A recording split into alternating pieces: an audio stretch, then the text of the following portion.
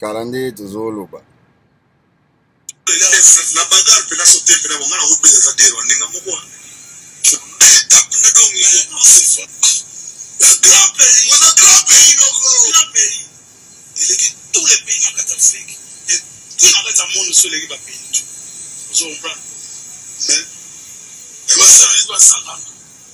Ils sont un grand pays de dominer les autres signaler. Tout ça pour signaler, on va faire, c'est-à-dire que là, on va diriger, là, on va suivre, là, on va la fou. Il va dire là. Mais, là, c'est ouais. Félicitations à l'étudiant tout. Félicitations à l'étudiant en tout cas. Au salut, tu n'as pas d'États-Unis. Bon. Tu as Bagdad. C'est un arabe. Bon. Tu comprends? Des fois, tu as Téténique. Donc, félicitations à l'étudiant à Yenekin, Ista, Yepen, Yese. Donc, l'université protestante, tout, catholique, tout. Donc, on a félicité vraiment étudiants de avec moi, donc, ton marché maintenant, étudiants, félicitations. Parce que normalement, ça se passe comme ça. Quand on n'est pas content, il faut que Bagba du surtout que on a bendé la mboka. Bendé la mboka, mais vraiment la police a compris quelque chose. Au Carabao comprendre que le pouvoir est dans le peuple. Le peuple a un balabala, on peut tirer par monter. Alors, le policier a pété ta balle monter.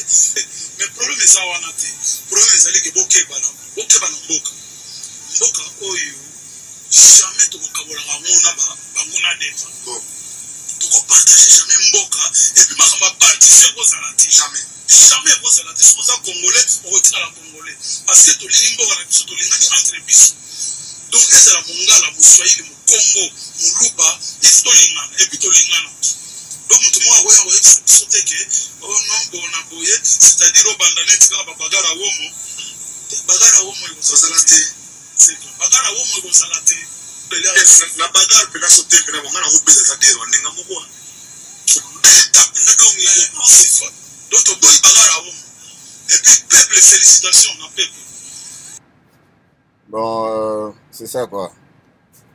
Tout qui moi, on est allé Zachary, Baba Basso, na King Kester Remené, les vieux propres.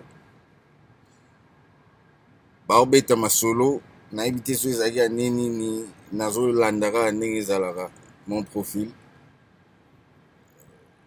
Na yoki ma solo, oh, et salinga y moi, on te m'a passé.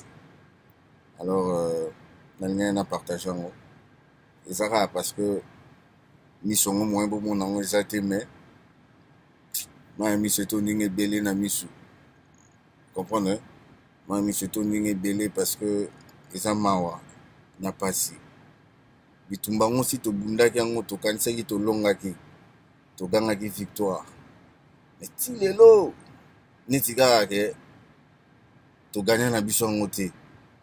Pour nani parce que ba misu parmi biso baleki mayele baleki makasi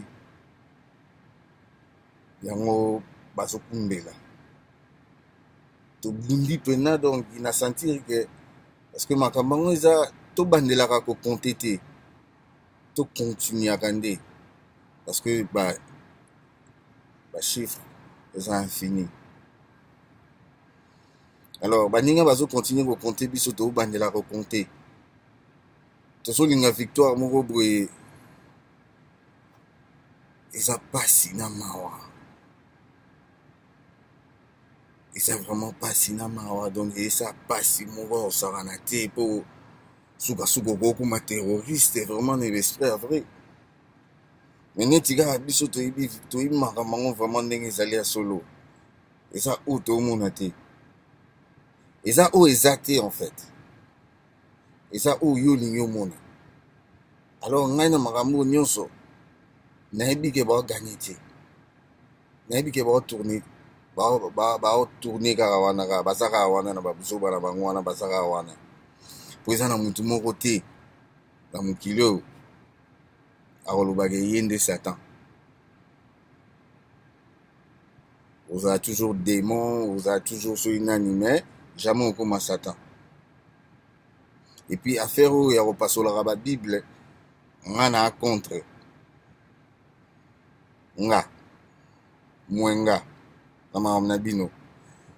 Ni Korah ko pasola, ni Bible ko pasola parce que babilo wana nyonso ya babilo mongo boye eza ndiri ba manuel na biso donc manuel excuse so indeni donc veut dire tango sombe loko ni kanda nango po yeba ndeni ya kokumbele loko wana ya biso batu eza ba livre wana alors ko pasola ngo eza ka ko s'embrouiller parce que eza nelo mo robimisa wana oyo ekomiso yo siko yo pasola ngo na bulu nini to yo zopekisa batu bayoka ngo poni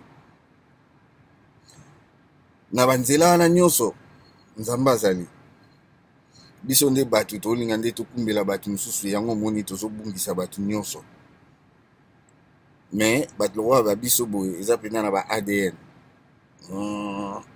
jamais topola jamais topola koloba mingi tina te video esalami kaka mpona olobaka mawa pasi na motema donc veut dire soko oza vraiment eza kobetelanga masolo te ça commencé no butu ça commencé boye yelanga kutu banzela wana te parce que place wana obenga kuluna place wana nde obenga voyou place wana obimisa makambo ebele donc on se comprendre biso toa lokola baaméricain mpena kwa idéologie ya baaméricain biso toa nango mais étant que congolais nayebi teki naza américain to naobanga américain mais na idéologie na bango wana bazalaka nango esalaka ke bazala banumero 1 na mokili wana biso siko toza na yango étant que bacongolais donc oyelanga ku banzela wana te po tolongwa offline tobimi ezalaka nango ba offline ezalaka bato lokola biso toyebi ba offline tobimi offline tokorige na offline nsima tozongi na online merci.